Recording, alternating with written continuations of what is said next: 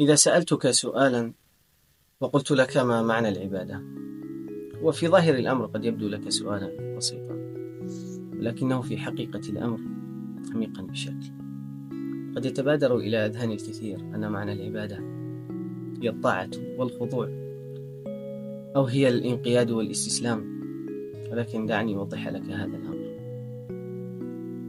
هناك خصلتان في الإنسان لا يستطيع إنكارهما، هما الإعجاب بالعظمة والعرفان للجميل.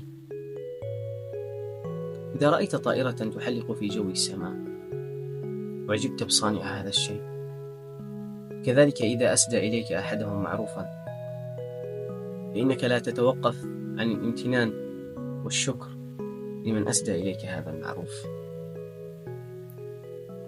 والشاعر يقول: أفادتكم النعماء مني ثلاثة، يدي ولساني والضمير المحجبة. والرسول صلى الله عليه وسلم جاء ليثير هاتين الطبيعتين نحو أحق شيء بهما. ألست تعجب بالعظمة وتحتفي بصاحبها؟ ألست تقدر النعمة وتشكر مسديها؟ فما بالك في من يدفع الألوف المؤلفة من الكواكب تطير في جو السماء دون توقف، والشمس تجري لمستقر لها، ذلك تقدير العزيز العليم. والقمر قدرناه منازل حتى عاد كالعرجون القديم. لا الشمس ينبغي لها أن تدرك القمر، ولا الليل سابق النهار، وكل في فلك يسبحون. أليس ربك ورب كل شيء أحق بأن تعرف عظمته، وأن تفتح عينيك نحو آثار قدرته؟ إذا استضافك شخص كريم ورأيت البشاشة في وجهه، بقيت ما حييت تحتفظ بهذه المنة له، فما بالك في من يغدق عليك النعم من المهد إلى اللحد؟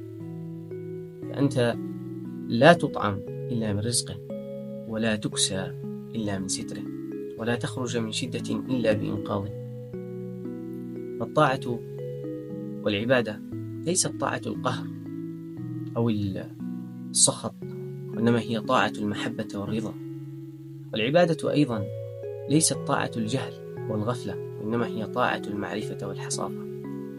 الحكومة قد تصدر قرارا ويقبل الناس كارهين، وقد تشير إلى البهيمة العجماء فتنقاد إليك لا تعرف إلى مرتعها تسير أم إلى مصرعها.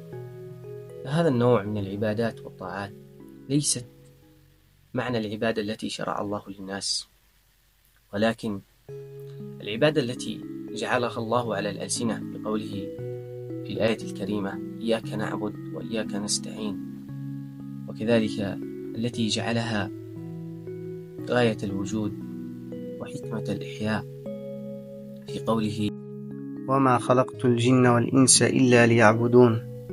هي طاعة المعرفة والمحبة الناتجة عن الإعجاب بالعظمة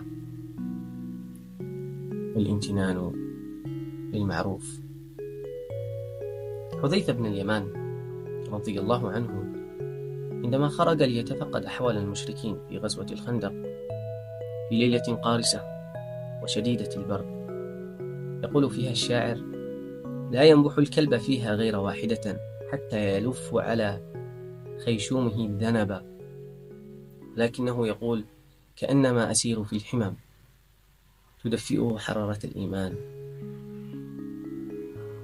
هذا هو الإيمان الحقيقي، وهذه هي العبادة الصحيحة، المبنية عن الحب وعن الرضا وعن الإعجاب بعظمة الله سبحانه وتعالى، والامتنان للمعروف